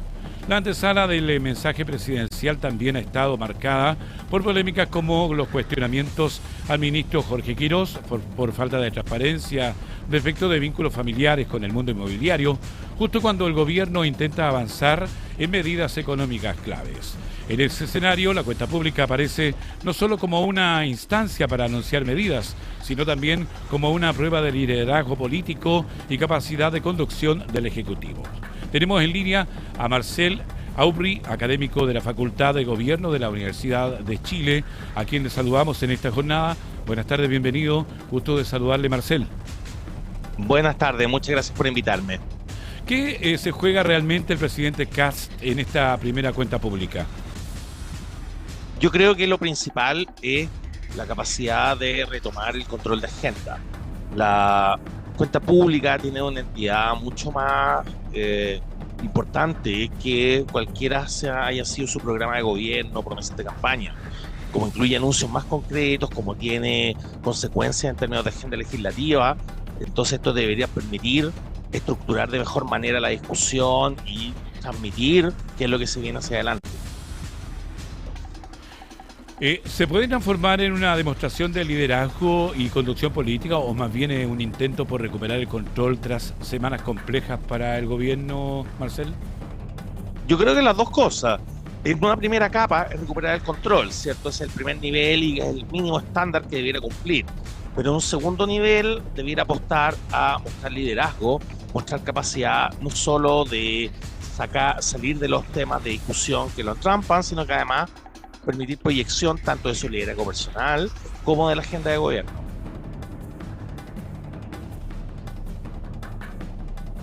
El principal sello del gobierno ha sido la seguridad. ¿Llega debilitada la agenda después de las últimas controversias que ha tenido y también algunos cuestionamientos? Sí, es evidente que llega debilitado en materia de seguridad. Por una sucesión de eventos. Estuvo el tema de la metáfora, estuvo el tema de plan de seguridad, la salida del ministro Steiner, ¿cierto? Ha sido accidentado el desarrollo del gobierno en materia de seguridad, y como era un eje de campaña, esperamos que también sea un eje importante en la cuenta pública y permita mirar hacia adelante. Ya el ministro hizo un par de anuncios. Ha pasado muy poco tiempo, pero va a tener que mostrar algún tipo de certidumbre en términos de la hoja de ruta que tenemos hacia adelante. Estamos conversando con Marcel Aubry, académico de Facultad de Gobierno, Universidad de Chile. ¿Cuánto puede afectar políticamente que comiencen a instalarse dudas sobre la efectividad del plan de seguridad, considerando que fue una de las principales promesas de campaña, Marcel? Es fatal porque no solo fue una promesa de campaña, sino que es uno de los temas de mayor preocupación para los chilenos, y que no el más preocupante de acuerdo a la mayor parte de las encuestas. Este año tuvimos un desplazamiento hacia temas económicos, de costo de vida, pero sigue siendo la seguridad un tema muy importante. El gobierno va a ser juzgado en eso, Ya el gobierno no es juzgado por su avance en todo tipo de materias, sino que en aquellas materias que son de mayor importancia para los electores y para su propia agenda. Entonces es necesario mostrar, como decía antes, certidumbre respecto de la hoja de ruta, poder insertar la percepción de que estamos avanzando y que vamos a estar mejor en el futuro. En paralelo, la mega reforma enfrenta dificultades políticas y negociaciones complejas en el Congreso. ¿Está mostrando este debate las limitaciones del gobierno para construir mayorías? Sí, pero no un problema particular de este gobierno, un problema que vivió el presidente Piñera en su segundo periodo, un problema que vivió el presidente Boric, ya, es un problema que se arrastra desde hace bastantes años, que tiene que ver con la fragmentación parlamentaria, que la mayoría, por la combinación entre el sistema electoral que tenemos para elegir Congreso y el sistema electoral que tenemos para presidente, produce gobiernos de minoría que requieren negociar los votos de cada parlamentario para cada proyecto, y esa articulación tiene que en general hacerse contra compensaciones, tiene que hacerse contra impulso de agendas particulares de los parlamentarios, concesionalidad regional, ¿cierto? Es un trabajo difícil de hacer, ¿ya? Y requiere además alinear a los propios, que todo es el quineo que le llaman, respecto a la oposición, pero tiene que además ser capaz de alinear a los propios, y los propios se los alinea en términos de que los parlamentarios se sientan parte de un proyecto ganador, de un proyecto que va hacia adelante, que los impulsa personalmente por su afiliación a él. Marcel, ¿qué impacto puede tener además la polémica que involucra al ministro Jorge Quirós y la discusión sobre transparencia y eventuales conflictos de interés? En términos de la opinión pública, no mucho, porque esos temas de acusaciones cruzadas, de corrupción, de cosas similares, en general activan las lealtades de los de los ciudadanos, activan la percepción general respecto de corrupción en los políticos, que es lo que tienen los ciudadanos desafectos. Entonces, en ese sentido, no mueve la aguja, pero sí mueve la aguja en términos de la capacidad o posibilidad de alinear y conseguir votos de parlamentarios leales o que fueron leales al gobierno saliente, porque exacerba los ánimos, ¿cierto? Introduce ruido, y cosa que fue reconocida por el mismo ministro, secretario general de la presidencia el día de ayer, de que era disruptivo respecto a los procesos de negociación. ¿Qué tono cree usted que va a intentar instalar el presidente de la República en esta cuenta pública? ¿Uno de los más confrontacional, dirigido a sus bases, o uno más amplio buscando gobernabilidad?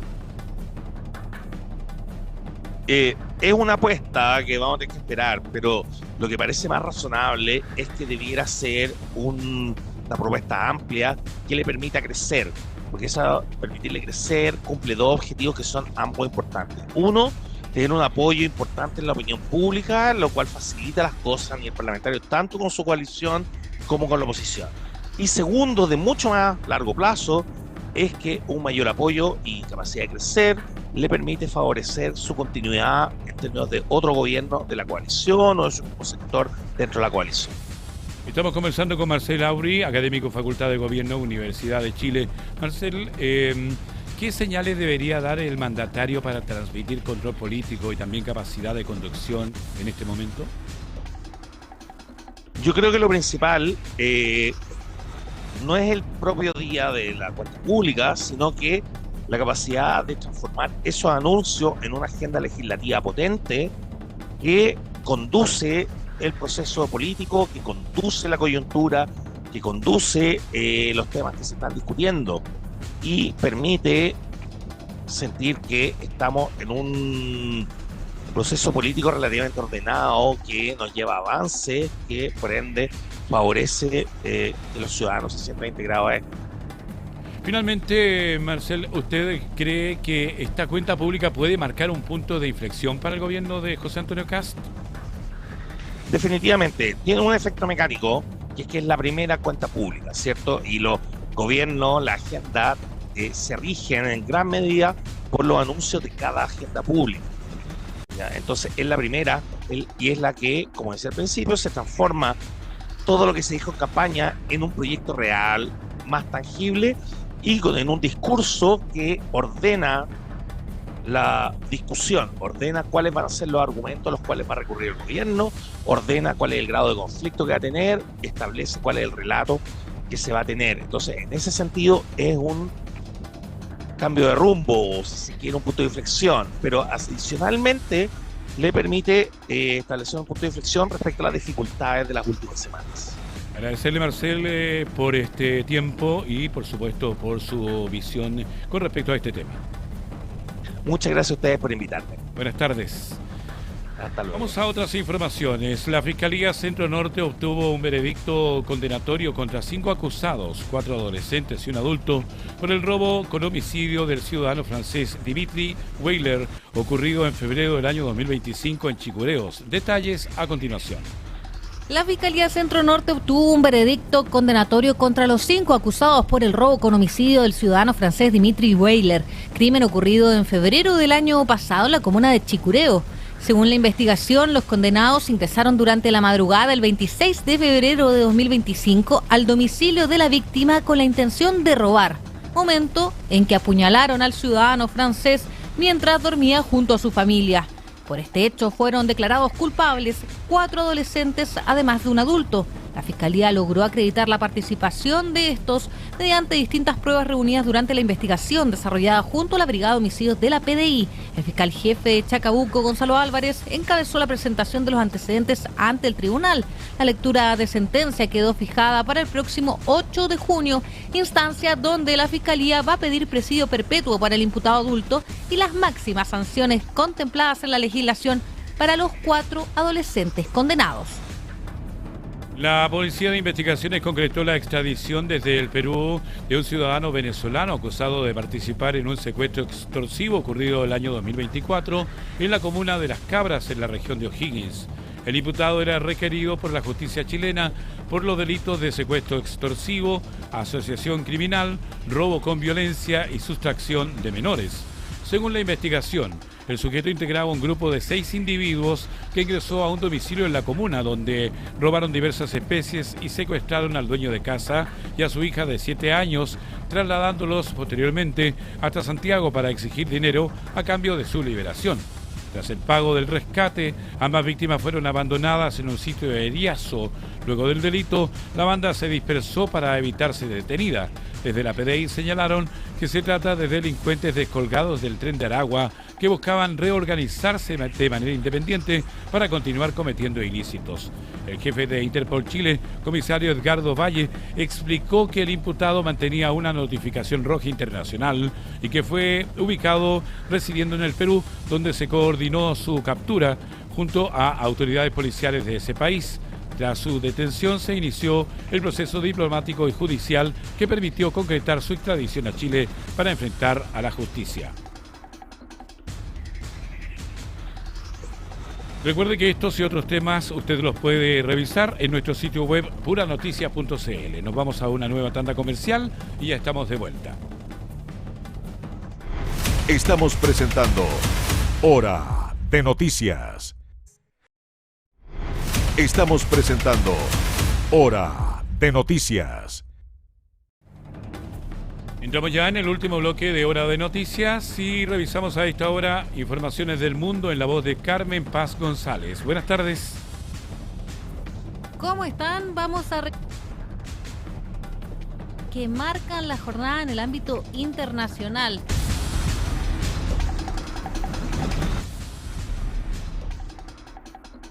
Continúa escalando la tensión en Medio Oriente mientras Israel intensifica sus bombardeos sobre la franja de Gaza. Irán confirmó un ataque contra una base estadounidense en represalia por un operativo militar ejecutado por Washington en las cercanías del estrecho de Hormuz. Al menos 10 personas murieron y más de 20 resultaron heridas tras un bombardeo realizado por el ejército de Israel contra un bloque de viviendas, esto en la ciudad de Gaza, en el norte de la franja. Entre los lesionados se encuentran 2 menores de edad, según reportaron fuentes médicas del hospital Al-Saraya, administrado por la Media Luna Roja Palestina. El ataque fue confirmado por las fuerzas de defensa de Israel, que señalaron que el objetivo de las operaciones eran 2 integrantes clave del grupo Hamas en el norte del enclave palestino. El bombardeo ocurrió en medio de una nueva escalada de violencia en la zona y de continuas operaciones militares israelíes sobre distintos puntos de Gaza. Durante esta misma jornada, Hamas confirmó además la muerte de Mohammad Odeh, líder de su brazo militar, quien había asumido el cargo hace solo una semana tras el fallecimiento de su antecesor en otro ataque israelí. En paralelo, el ministro de Sanidad, Gazati, aseguró que desde octubre de 2025, más de 900 personas han muerto en ataques posteriores al alto al fuego, mientras que el balance total desde el inicio del conflicto supera los 72.000 fallecidos y 172.000 heridos. La tensión regional también aumentó luego de que Irán confirmara un ataque contra una base estadounidense en represalia por un bombardeo ejecutado por Estados Unidos en las cercanías de Bandar Abbas, en la estratégica zona del estrecho de Hormuz. La Guardia Revolucionaria iraní aseguró que el ataque fue una respuesta directa al operativo militar estadounidense contra una instalación que está ubicada en las afueras del aeropuerto de Bandar Abbas, desde donde, según Washington, se preparaban lanzamientos de drones kamikaze. Desde Teherán afirmaron que la base aérea norteamericana, desde donde se habría originado el bombardeo, fue atacada con proyectiles durante la madrugada y advirtieron que cualquier nueva agresión tendrá una respuesta aún más contundente. Todo comenzó luego que el Comando Central de Estados Unidos informara el derribo de 4 drones iraníes sobre el estrecho de Hormuz. Posteriormente, fuerzas estadounidenses atacaron una estación de control terrestre iraní, argumentando que desde ese punto se intentaba lanzar un quinto dron. Washington defendió el operativo asegurando que se trata de acciones defensivas y necesarias para mantener el alto al fuego vigente entre ambas partes.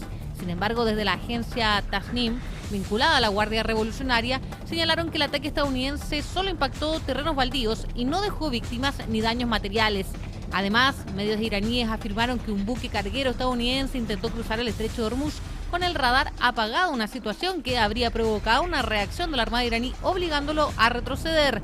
La nueva escalada ocurre apenas 2 días después de otros enfrentamientos entre fuerzas estadounidenses e iraníes en el sur del país persa.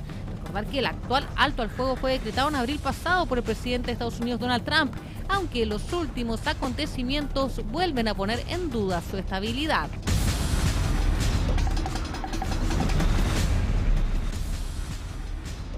Y vamos a continuar con noticias del mundo porque el director general de la Organización Mundial de la Salud, Tedros Adhanom, confirmó su viaje a República Democrática del Congo y es para supervisar en terreno la respuesta frente al nuevo brote de ébola que afecta al país africano. Según las autoridades sanitarias, la emergencia ya deja más de 900 casos y más de 200 muertes sospechosas, mientras Uganda reportó 7 contagios y un fallecido asociado al mismo brote. Tedros aseguró que la provincia de Ituri concentra actualmente la situación más compleja y advirtió que el este del Congo enfrenta una colisión catastrófica entre el avance de la enfermedad y el conflicto armado que afecta a esa zona del país. Pese al escenario, la Organización Mundial de la Salud destacó la experiencia acumulada por el Congo en el manejo del virus, recordando que el país ha logrado contener anteriormente 16 brotes de ébola. El virus posee una tasa de letalidad cercana al 50% y provoca síntomas como fiebre, dolores musculares, vómitos y también hemorragias en los casos más graves. República Democrática del Congo es considerada una de las naciones con mayor experiencia mundial en el combate de esta enfermedad, esto luego de enfrentar más de una docena de brotes desde la identificación del virus en 1976.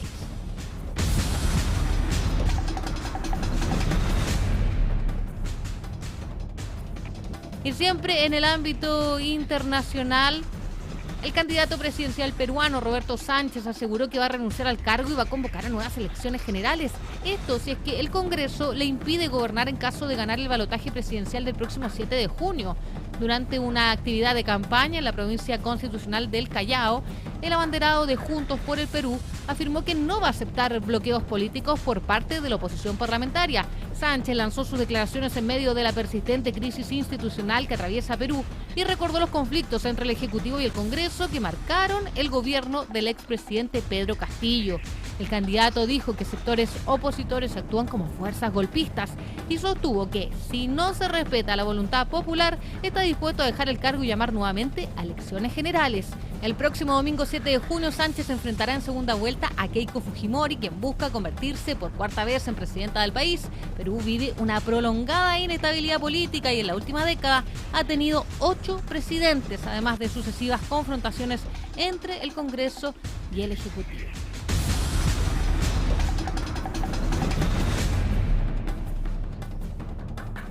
Dejamos hasta aquí las noticias del mundo. Volvemos contigo. Gracias para nuestra periodista Carmen Paz, que nos entregó el vistazo internacional a través de Hora de Noticias. Vamos a revisar a continuación las principales informaciones deportivas con nuestro periodista Joaquín Arias, a quien le damos la bienvenida. Buenas tardes, Joaquín.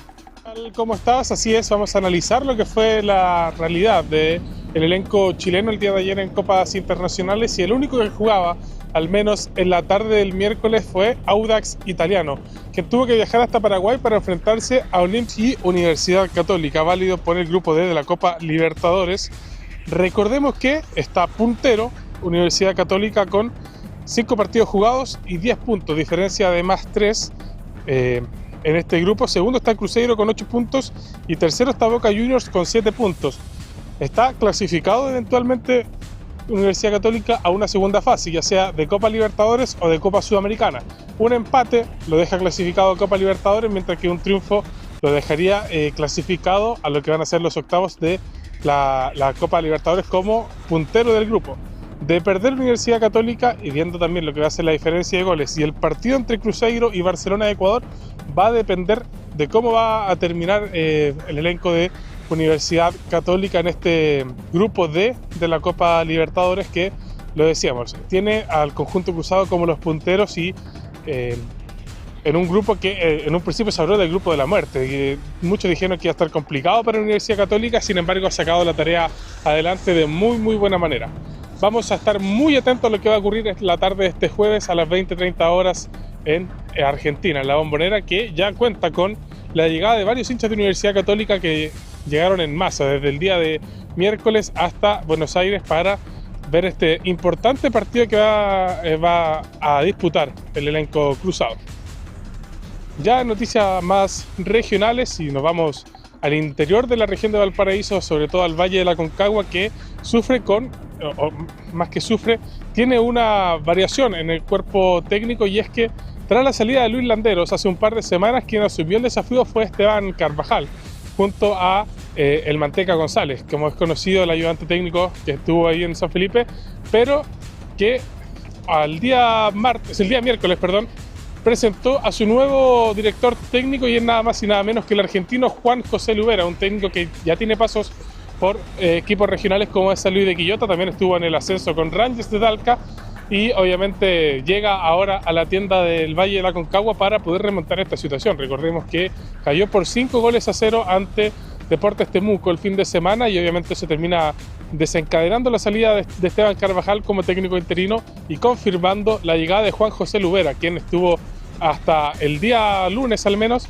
en Provincial Ovalle como director técnico en la segunda división, y hoy día ya empieza sus primeros trabajos en el elenco del Valle de la Aconcagua de cara a revertir la situación de lo que tienen en esta tabla de posiciones, que están peleando justamente en la parte baja. Vamos a ver también cómo va a ser el desarrollo de Juan José Lubera en el elenco de San Felipe para este fin de semana, y el día viernes vamos a estar actualizando cuáles van a ser los desafíos para los equipos de la región en esta fecha, tanto en la Liga de Primera, Liga de Ascenso y también en la Segunda División, que va a tener acción este fin de semana. Bien, gracias para Joaquín Arias, que nos estaba entregando un pantallazo del fútbol. Pero tenemos más informaciones, porque Eric Pulgar podría estar viviendo sus últimos meses en Flamengo, pese a tener contrato vigente hasta diciembre del año 2027. Desde Brasil aseguran que el volante chileno analiza una salida a mitad de año, impulsado por una millonaria oferta proveniente del fútbol árabe, que sería vista con buenos ojos por el jugador. Además, el mediocampista fue contactado por la ANFP para sumarse a los amistosos de Chile ante Portugal y República Democrática del Congo en el mes de junio. Sin embargo, según Radio ADN, Pulgar le comunicó a Felipe Correa que solo estará disponible para partidos oficiales, como las clasificatorias al Mundial de 2030 y la próxima Copa América. Nos vamos al tenis. Porque en el tenis, Alejandro Tavilo avanzó directamente a la tercera ronda de Roland Garros, luego de la baja del moganesco Valentín Baccherot, quien se retiró del torneo debido a una lesión en el pie izquierdo sufrida tras su debut en el Grand Slam parisino. El chileno número 36 del ranking de la ATP evitó así disputar el encuentro programado para este jueves y quedó a la espera de conocer a su próximo rival. Finalmente, el nacional enfrentará al francés Moïse Coumet, una de las grandes promesas del tenis mundial con apenas 17 años. El galo sorprendió nuevamente en París tras derrotar al paraguayo Adolfo Daniel Vallejo en un dramático duelo de casi 5 horas. El partido entre Tabilo y Coumet se disputará este sábado y en caso de avanzar, Jano alcanzará por primera vez los octavos de final de un Grand Slam. El presidente de Blanco y Negro, Aníbal Mosa, se refirió a los rumores del mercado que rodean a Colo-Colo y abordó la posibilidad de un eventual regreso de Carlos Palacio al club. El dirigente aseguró que el atacante, actualmente con contrato vigente en Boca Juniors, siempre va a tener las puertas abiertas en la institución alba, aunque aclaró que cualquier movimiento dependerá de la decisión del cuadro argentino. Además, el timonel del Cacique sembró dudas respecto a la continuidad de Claudio Aquino, señalando que su situación será evaluada una vez finalice la primera rueda del campeonato. Mosa también respaldó el trabajo del técnico Fernando Ortiz, destacando que la dirigencia hizo bien en sostenerlo pese a las críticas y recordando además que el entrenador tiene contrato vigente hasta fines del año 2026.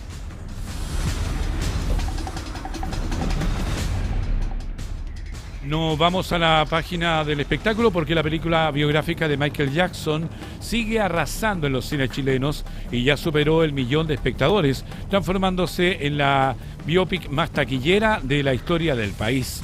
Así lo confirmó Andes Film, distribuidora de la cinta en Chile, destacando que Michael logró superar el exitoso registro alcanzado por Rhapsodia Bohemia, basada en la vida de Freddie Mercury. Dirigida por Antoine Fuqua y protagonizada por Jafar Jackson, sobrino del artista, la producción volvió a liderar la taquilla nacional durante el último fin de semana, dejando atrás importantes estrenos internacionales. La cinta repasa el ascenso del rey del pop desde el Jackson's 5 hasta el fenómeno mundial de Bad, aunque evita abordar las denuncias de abuso sexual que marcaron la vida del cantante.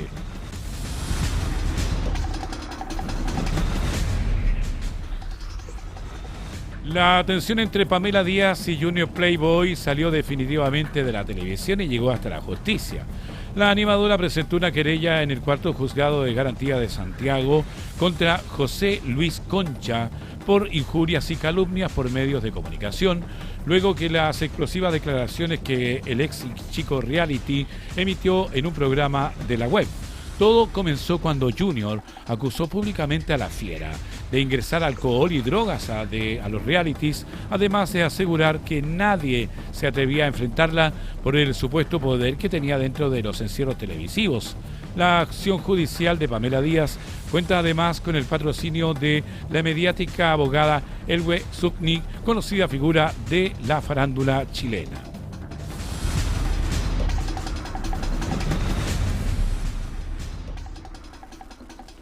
Fran Mayra volvió a referirse al accidente de tránsito que protagonizó hace 3 meses en Lo Barnechea y que dejó gravemente herido a un motorista que aún continúa en recuperación. En entrevista con Lun, la ex chica reality reconoció que el episodio, dijo, me hizo caer en un hoyo en el peor momento de mi vida, revelando además que debió iniciar tratamiento psicológico y psiquiátrico tras el impacto emocional que sufrió. La influencer contó que decidió alejarse completamente de los medios y pausar su carrera artística, incluyendo programas de televisión y proyectos musicales. Asimismo, aseguró que mantiene preocupación constante por el joven lesionado y expresó su deseo de que algún día pueda perdonarla. Nunca fue mi intención hacerle daño, afirmó. Vamos a revisar a continuación los titulares de esta presente jornada.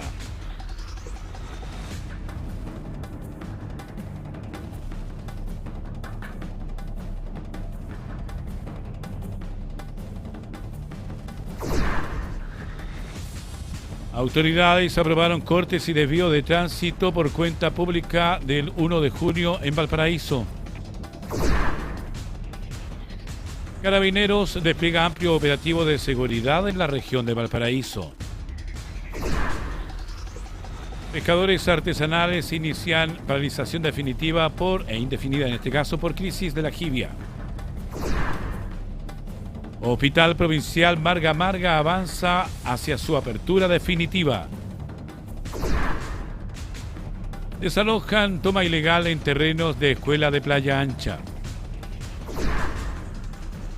Minbu inspecciona calidad de viviendas para damnificados del mega incendio en Viña del Mar. Ministro Jorge Quirós enfrenta cuestionamientos por omisión patrimonial en plena mega reforma. Gendarmería concreta traslado de reos comunes desde ex Punta Peuco. UNAEB denuncia presuntas irregularidades por más de 14.000 millones de pesos en raciones no entregadas. Y con estas informaciones que hemos entregado en la jornada del día de hoy, nos estamos despidiendo de Hora de Noticias a través de puranoticias.cl. Usted nos ve en la televisión, nos escucha en la radio y nos lee en la web. Las noticias como a ti te gustan. Que tengan una buena jornada. Buenas tardes. Puranoticias.cl presentó Hora de Noticias